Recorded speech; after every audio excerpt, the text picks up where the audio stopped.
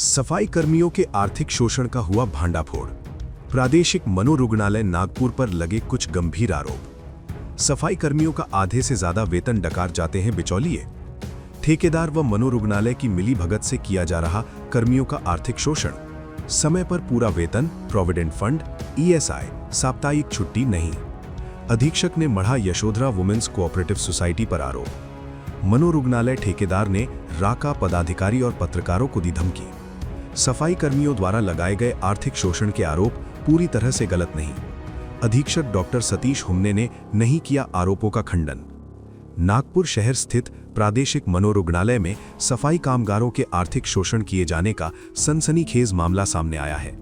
आर्थिक शोषण के शिकार कामगारों ने आरोप लगाते हुए जानकारी दी कि लंबे समय से यशोधरा वुमेन्स कोऑपरेटिव सोसाइटी और प्रादेशिक मनोरुग्णालय नागपुर की मिलीभगत के चलते इस गोरख धंधे को अंजाम दिया जाता है। प्राप्त जानकारी के अनुसार मामला ये है कि सफाई कामगारों को 2-2 महीने तक वेतन नहीं दिया जाता और दिया भी जाता है तो आधे से ज्यादा वेतन बिचौलिए डकार जाते हैं। वह कर्मचारियों को लगभग 9,900 रुपयों का नाम मात्र वेतन हाथों में थमा दिया जाता है। सवाल ये उठता है कि क्या प्रादेशिक मनोरुग्णालय की मिलीभगत के बिना ये संभव हो सकता है।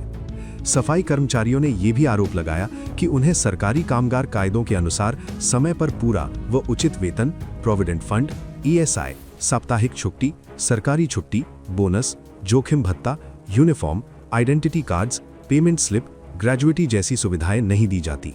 हमने पीड़ित सफाई कामगारों और राष्ट्रवादी कांग्रेस पार्टी शरद पवार गढ़ से सामाजिक न्याय विभाग के प्रदेश सर चिटनिस सीतेश उर्फ आकाश ऊके से बात कर उनके द्वारा लगाए जा रहे आरोपों के पीछे की वास्तविकता जानने का प्रयास किया। मी मेंटल हॉस्पिटल मनोरुग्णालय नागपूर येथे काम करत आहे। मला 18-19 वर्ष पूर्ण झाली आहे आणि मी इथं साफसफाईची काम करत आहे 18-19 वर्षापासून। अच्छा, इतके सारे तुम्ही सहकर्मी सगळे इथे गोळा झालेले आहात। आम्हाला मॅक्सिमम वेतन बरोबर भेटत नाही। ह्या महिन्यातला त्या महिन्यात 2-2 महिने आम्हाला वेतन मिळत नाही। आमचा ठेकेदार येतात की 2-2, 3-3 महिने आमची 4-4 महिन्याची घेऊन चालले गेले आणि आताही ह्या महिन्यात 2-2 महिने आम्हाला वेतन बरोबर मिळत नाही आणि 9,900 रुपये आम्हाला वेतन मिळतो। पहिले असे कित्येक ठेकेदार येऊन गेले की बा थोडसा वेतन 4,000 5,000 असे करून आम्ही खूप कमी याच्यामध्ये काम केलं आणि असे काम काही असं मामूली नाहीये। खूप मेंटल हॉस्पिटलमध्ये आणि हेवी काम आहे। अगोदर बीएसएनएल होती बीएसएनएल होती। आता यशोधरा महिला उद्योग सहकारी संस्था आहे। तर तुम्हाला काय वाटतं किती पेमेंट राहायला पाहिजे तुम्हाला? आम्हाला तर नाही तर कमसे कमी आम्हाला 21-21 हजार पगार पाहिजे। गव्हर्नमेंटचे जे रूल्स आहे त्याच्याप्रमाणे किती राहिलं पाहिजे? 20,000 तर राहिलंच पाहिजे साहेब। 20,000 आणि आता किती भेटत आहे? 9,900 9,900 प्रोव्हिडंट फंड आणि जितके मेडिकल वगैरे बाकी सुविधा काहीच सुविधा नाही आम्हाला, काहीच सुविधा नाहीये। तर तुमची मागणी आहे की तुमची पेमेंट वाढली पाहिजे। हो, आम्ही मोठे साहेबकडे पण गेलो होतो आणि त्यांना पण आम्ही रिक्वेस्ट केली की सर आमचा पगार वाढवा की बा आमचं वेतन बरोबर द्या। सर आम्ही एवढ्या वर्षापासून आम्ही काम करत आहोत, आम्हाला काहीतरी आमची सोय करा। पण सर बी बोलले, सर काहीच बोलले नाही आणि आम्ही त्यांना सरांचं नाव सांगा।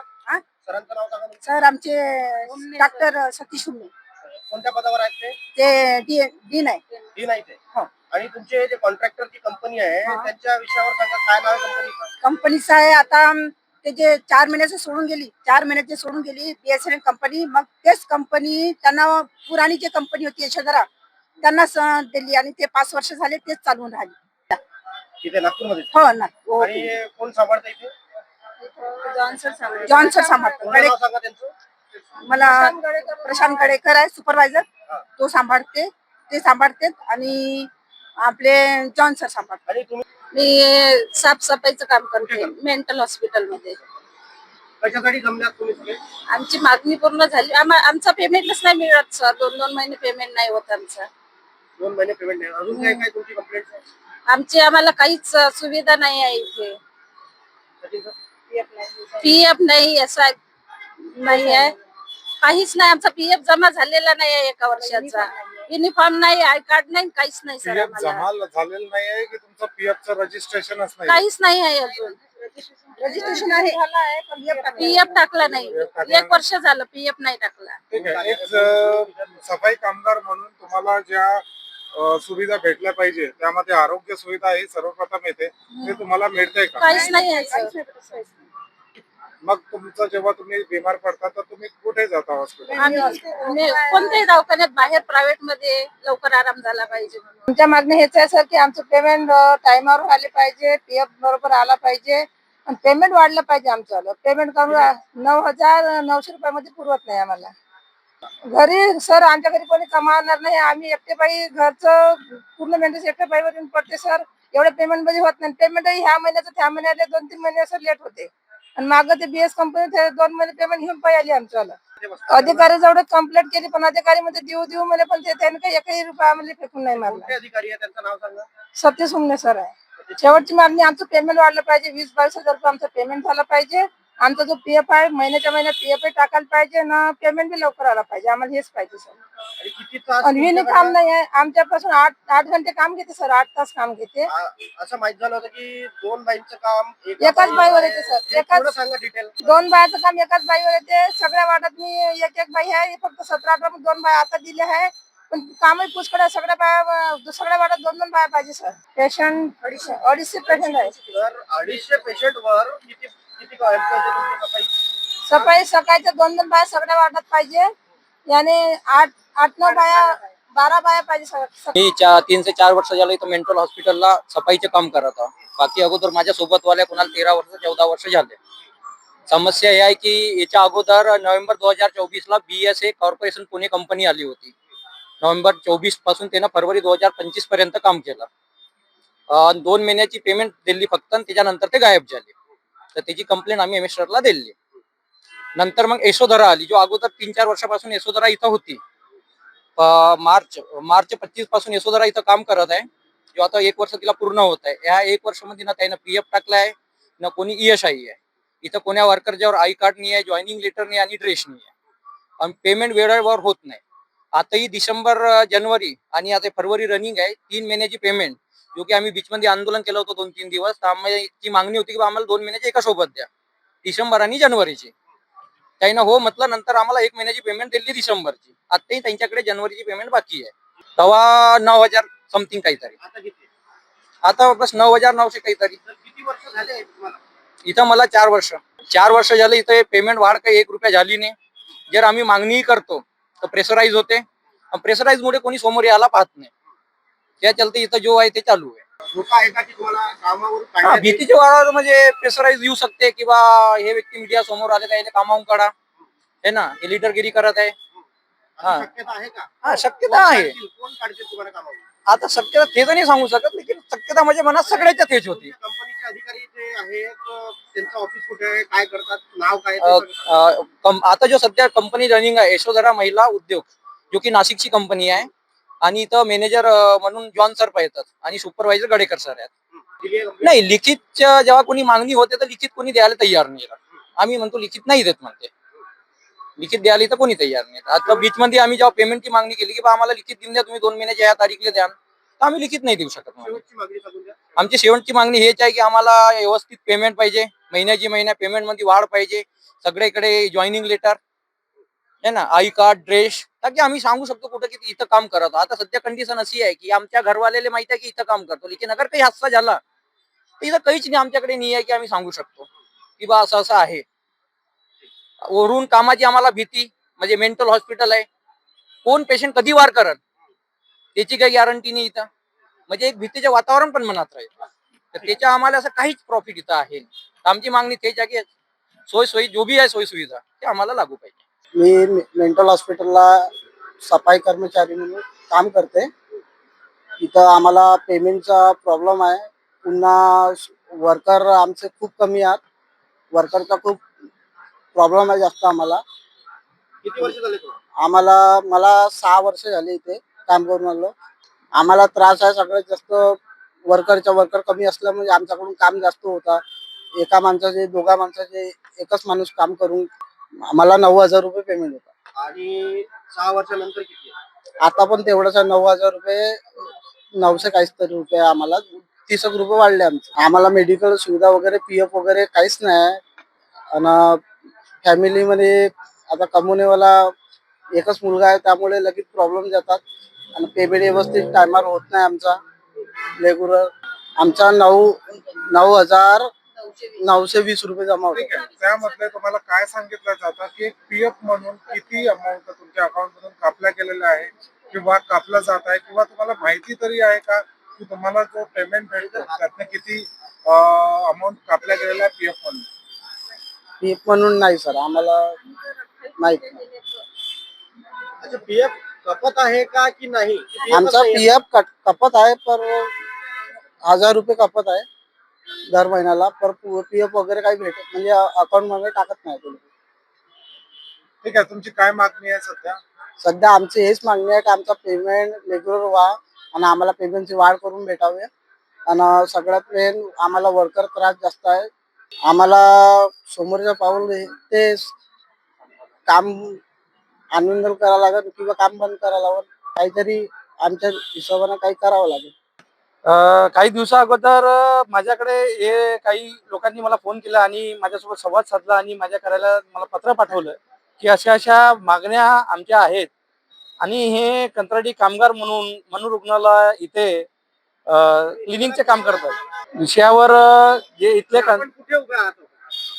मी आता मेंटल हॉस्पिटलच्या गेट समोर उभा आहे आणि माझ्या कार्यालयात इथल्या काही कामगार जे सफाई कामगार मेंटल हॉस्पिटल काम करतात त्यांनी माझ्याकडे एक पत्र दिलेलं आहे आणि त्या पत्राच्या अनुषंगाने मी नागपूर इथे जो विदर्भातला मेन हॉस्पिटल आहे म्हणजे ते देखरेख होते तिथले मी दीक्षाभूमीकडे रिस्तर कंप्लेंट केलेली आहे की यांच्या मागण्या अशा आहे की जे यशोधरा जे कंपनी आहे मागील 5 वर्षापासून इथे सतत कंत्राटदार यांना मिळत आहे आणि काही 18 वर्षापासून कामगार काम करू राहिले, काही 6 वर्ष झाले आहे आणि यांना पीएफ ESI आणि किमान वेतन हे संपूर्ण चोरी झालेलं आहे असं म्हणायला हरकत नाही. हे कमीत कमी तर म्हणजे 16, 17, 18 वर्ष झाले हे चोरी सुरू आहे. आता जे कंपनी आहे यशोधरा म्हणजे ते 5 वर्षांपासून कार्यरत आहे आणि 1 ते 1.5 वर्षापासून तिला एक्सटेन्शनच भेटत आहे. टेंडर नाही, एक्सटेन्शन भेटत आहे. बिचात एक कंपनी आली होती नाशिकची आणि ते सुद्धा 4 महिने काम केलं आणि ते टेंडर सोडून पळाली आणि यांचे ते 2 महिन्याचे पगार सुद्धा घेऊन पळालं. पण यांनी जे डीनकडे गेले असताना यांना पडवापडवीची उत्तरं दिलेली आहे आणि कॉन्ट्रॅक्टर जे यांचे सुपरवायझर आहे आणि मॅनेजर आहे त्यांनी सुद्धा यांना पडवापडवीची उत्तर दिलेली आहे. म्हणजे सर्रास इथे करोडो रुपयाचा भ्रष्टाचार असा म्हणायला हरकत नाही, शक्यता नाकारता येत नाही. पण आता मी कलेक्टर साहेब, मुख्यमंत्री साहेब आणि आरोग्य मंत्री महाराष्ट्र राज्याचे यांना सुद्धा मी स्पीड पोस्टाने आणि स्वतः जाऊन निवेदन दिलेले आहे. कलेक्टर साहेबांना सुद्धा मी निवेदन दिलेले आहे. यानंतर जर यांना पीएफ ESI किमान वेतन आणि जे किमान वेतन आहे हे परिमंडळ 1 मध्ये हा मेंटल हॉस्पिटल येते, जसं NMC मध्ये परिमंडळ 1च्या माध्यमातून जो सफाई कामगार आहेत त्यांना 21,000 पगार आहे अशाच प्रमाणात हे सुद्धा सफाई कामगार आहेत यांना सुद्धा 21,000 पगार मिळाला पाहिजे. त्यानंतर पीएफ ESI हा अनिवार्य आहे. पीएफ ESI जर भरला नाही तर कंत्राटदाराचे बिलच निघत नाही. म्हणजे इथले जे अधिकारी आहे वरिष्ठ मेंटल हॉस्पिटल रुग्णालयातले आणि कंत्राटदार हे मिळून मिसळून साठगाठ करून भ्रष्टाचार करत आहे असा शक्यता नाकारता येत नाही. तर माझी शासन प्रशासनाला एक अशी विनंती आहे, जर ह्या कंत्राटी कामगाराला लवकरात लवकर न्याय मिळाला नाही तर मी संविधान चौक इथे धरणे आंदोलन घेईन आणि सुप्रीम हायकोर्टात जाऊन सर यांच्या विरोधात एक याचिका दायर करीन की हे सरकारी जे अधिकारी आहेत हे आपला जो अधिकार आहे म्हणजे हा जनतेचा पैसा असून आपण जो ड्युटीवर आहात सरकारी अधिकारी इच्छे हे जनतेच्या टॅक्सच्या पैशाने आपल्याला पगार होतो, पण आपण याच्यामध्ये भ्रष्टाचार करून यांच्या शोषण कंत्राटी कामगारांचं शोषण करून राहिलेले आहे आणि यांना न्याय मिळत नाही. वारंवार हे त्या डीनकडे जातात, त्या कंत्राटदाराकडे जातात, सुपरवायझरकडे जातात, मॅनेजरकडे, यांना धमकावण्यात येते की तुम्हाला कामावून कमी करून देईन, दुसरे माणसं लावीन आणि शोषण म्हणजे यांच्या शोषण असं होत आहे की इथे 50 ते 60 कंत्राटी कामगार पाहिजे म्हणजे 250 लोकांच्या मागे आहे. 250 मेंटल जे रुग्णालय आहेत यांच्या मागे 250 लोकांच्या मागे 40 ते 45 लोक पाहिजे होते, पण इथे 18 लोकांपासून काम करून घेत आहेत. त्याच्यामध्ये अर्ध्या महिला आहे, अर्धे पुरुष आहेत आणि हा सुद्धा कामाच्या थोडा शोषण होऊन राहिला आहे, आर्थिक शोषण होऊन राहिला आहे. पर हेड पेमेंट म्हणजे यांच्या पेमेंट 18,000 म्हणजे यांना मिळाला पाहिजे आणि पीएफ वगैरे ते जोडून म्हणजे 21,000 यांचा समथिंग मंथली होतो, पण यांना आता 9,000 भेटत आहे. म्हणजे समजून चला की यांच्या सरळ सरळ 10,000 रुपये मंथली महिन्याच्या हे भ्रष्टाचार होत आहे. 10,000 कुठे चालले? 10,000 म्हणजे कॉन्ट्रॅक्टर आणि हे जे डीन आहे यांच्या संगनमताने हे भ्रष्टाचार होत आहे. आणि हे मला तर असं वाटते की मागील 10-18 वर्षापासून ह्याची चौकशी झाली पाहिजे, ईडीची जांच झाली पाहिजे, कारण की करोडो रुपयाचा विषय आहे. SIT गतीत झाली पाहिजे अशा आम्हाला मुख्यमंत्री साहेबांना आमची नम्र विनंती आहे. आपण ह्या नागपूरचे मुख्यमंत्री आहात, इथचे पालकमंत्री आहेत, केंद्रीय मंत्री आहे, मोठे मोठे जर मंत्रीला हे जर ढीन घाबरत नाही आहे, कंत्राटदार घाबरत नाही आहे, तर हे मोठी शोकांतिका आहे की एवढे मोठे मंत्री ह्या नागपूर जिल्ह्यामध्ये असून सुद्धा हे अधिकारी घाबरत नाहीत. अशा अधिकाऱ्याला तात्काळ यांच्यावर फौजदारी गुन्हा दाखल करायला पाहिजे, चौकशी झाली पाहिजे आणि यांची प्रॉपर्टीची सुद्धा जांच झाली पाहिजे, एवढं माझं म्हणणं आहे. सफाई कामगारों और सीतेश उर्फ आकाश ऊ के द्वारा लगाए गए गंभीर आरोपों के बाद हमने प्रादेशिक मनोरुग्णालय नागपुर के वैद्यकीय अधीक्षक डॉक्टर सतीश हुमने से बात कर उनका पक्ष जानने का प्रयास किया, लेकिन अधीक्षक ने सारा दोष सफाई कामगारों की ठेकेदार संस्था यशोधरा वुमेन्स कोऑपरेटिव सोसाइटी पर ही मढ़ दिया और मामले को गर्माता देख अपना पल्ला झाड़ते दिखे। जबकि हकीकत ये है कि इस समय अधीक्षक होने के नाते प्रादेशिक मनोरुग्णालय नागपुर में होने वाले हर एक कार्य की पूर्ण नैतिक जिम्मेदारी डॉक्टर सतीश हुमने के कंधों पर ही होती है। तर प्रादेशिक मनोरुग्णालय नागपूर येथे जून 2021 पासून Yashodhara women's cooperative society Nagpur यांच्या मार्फत कंत्राटी स्वच्छता सेवा सुरळीतपणे चालू आहे. प्रथम 21 पासून तर 22 पर्यंत 1 वर्षाचे टेंडर मिळालं आणि नंतर मुदतवाढ त्यांना देऊन आजपर्यंत म्हणजे 31 मार्च 2026 पर्यंत मुदतवाढ दिलेली आहे. नवीन टेंडर बाबत आयुक्तालय मुंबई येथे प्रक्रिया सुरू आहे आणि त्यांनी जी कंप्लेंट केलेली आहे, मला सुद्धा 1 महिन्यापूर्वी त्यांनी अवगत केलेले आहे की पीएफ मिळत नाही. तर त्याच्यानुसार त्याचे जे आता सीपीसीची मान्यता नव्हती, 31 मार्च पर्यंत सीपीसीची मान्यता आली, परंतु कंत्राटदारांनी जेव्हापर्यंत स्वच्छता कर्मचाऱ्यांचे पीएफ त्यांच्या अकाउंटमध्ये जमा करत नाही तेव्हापर्यंत त्यांचे वेतन थांबवून ठेवण्यात येते. आयकार्ड देण्याची जबाबदारी ही कंत्राटदाराची आहे आणि इथं ॲज ए वैद्यकीय अधीक्षक म्हणून मी बायोमेट्रिक अटेंडन्स करायला सगळ्यांना सूचना दिल्या होत्या, परंतु त्यांनी कुणी आजपर्यंत दिलं नाही. मॅनेजर असतो, वेळोवेळी तो येत असतो आणि त्यांच्यासोबत आमची चर्चा होत असते. काय नाव आहे त्यांचं? त्यांचं म्हणजे सुपरवायझर म्हणून जॉन म्हणून आहे, तो इथला नागपूरचे स्वच्छताचे काम करतो. मिनिमम वेजेस म्हणजे गव्हर्नमेंटने असं प्रत्येक व्यक्तीला असं मिनिमम वेजेस किंवा एक सॅलरी म्हणून दिलेली नाहीये, तर त्यांना एक लमसम बिल्ट अप एरियाच्या नुसार एक किती क्षेत्रफळ आहे त्याच्यानुसार दिलेलं आहे आणि त्याच्यानुसार तो किती कर्मचारी ठेवायचे हा कंत्राटदाराचा प्रश्न असतो आणि किती वेजेस द्यायचे हा सुद्धा तो ठरवत असतो. परंतु त्यांनी कर्मचाऱ्यांनी आता आम्हाला पीएफ मिळत नाही म्हणून कंप्लेंट केलेली आहे रीतसर, मला सुद्धा त्यांनी आताच सांगितलं 1 महिन्यापूर्वी, तर त्याच्यावर निश्चितच आता कारवाई करण्यात. तेच त्याचे जेव्हापर्यंत तो यांचे जे काही अलाउन्सेस आहेत ते देणार नाही किंवा त्याची शाश्वती देणार नाही तेव्हापर्यंत त्याचे जे वेतन आहे किंवा जे अनुदान ज्यांना मिळते ते आपण निश्चितच थांबवून ठेवणार. पत्रव्यवहार म्हणजे पीएफ मिळत नाही किंवा यांना काय काय वेतन देण्यात येते किंवा यांचे स्लिप देण्यात यावी याच्याबद्दल त्यांच्याकडे मागणी आम्ही केलेली. कधी यांनी आपल्याकडे कंप्लेंट केली आणि त्यावर नक्की काय आपण माझ्याकडे फक्त पीएफ मिळत नाही म्हणून यांनी कंप्लेंट केली, सॅलरी स्लिप मिळत नाही म्हणून आजपर्यंत कुठल्याही स्वच्छता कर्मचाऱ्यांनी पत्र दिलेले नाही. इतने में सफाई कामगारों की ठेकेदार संस्था यशोधरा वुमेन्स कोऑपरेटिव सोसाइटी के कर्मचारी जॉन को मीडिया के प्रादेशिक मनोरुग्णालय में आने की भनक लगी और इस मामले के जनता के सामने उजागर होने के डर से जॉन ने अनिकेत राउत नामक सफाई कर्मचारी को धमकी भरा फोन कर राष्ट्रवादी कांग्रेस पार्टी शरद पवार गठ के पदाधिकारी और पत्रकारों को इस मामले से दूर रहने की धमकी दे डाली। इस वॉइस रिकॉर्डिंग में सुनिए जॉन ने किस तरह से अनिकेत राउत नामक सफाई कर्मचारी को धमकाया। बाजी हो रही है। हाँ बोलो ना।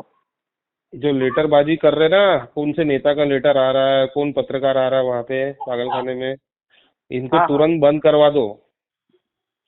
सर मैं अभी उधर हूँ नहीं सर। तू जहाँ पर भी है फोन कर उनको और बोल, बंद करो बोलना, सर का फोन आया था मेरे को।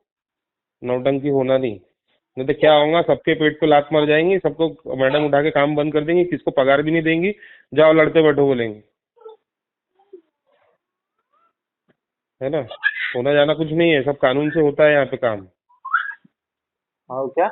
हाँ, अगर गवर्नमेंट पैसा देती है तो काम होता है, गवर्नमेंट ही पैसा नहीं दे रही तो काम कैसे करेंगे एजेंसी। इसलिए किसी का नुकसान नहीं होना चाहिए। गरीब बच्चे जो काम कर रहे हैं अपने इधर, ये सब एक्टिविटी के चक्कर में ना नुकसान हो जाएगा गरीब लोगों का। इसलिए तुरंत में वो कौन पत्रकार है उसको बोलो, और कौन सी लेटरबाजी करे वो सब वापस लो, खत्म करो उसको। बात कर ले लड़कों से जो भी है। अभी मैं मैडम से पेमेंट के लिए बात कर रहा, मैडम मेरे को बोलती तुम्हारा वो पत्रकार का क्या लफड़ा चालू है, बोले मेरे को फोन आ रहा है, लेटरबाजी क्या चालू है मेरे को पूछ रही, उसका मेरे को पहले बताओ।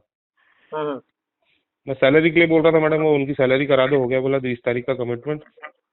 पहले आप मेरे को बोले वो बताओ, बोले क्या चल रहा है, वो कौन है, बोले वो गाड़ी कर रहा है। इसलिए मैं तेरे को बोल रहा हूँ, वो जो भी लेटरबाजी, जो भी पत्रकार है उसको समझा दे भैया, बोलना सर का फोन आया, बोलना बिल्कुल कोई डिस्टर्बेंस मत करो बोलना, ठीक है। ठीक है ना, मैं बात करता हूँ। हाँ, बाहर हूँ नहीं वहाँ पे। फोन करके बोलना, तो फोन करके बोल। ठीक है ना सर।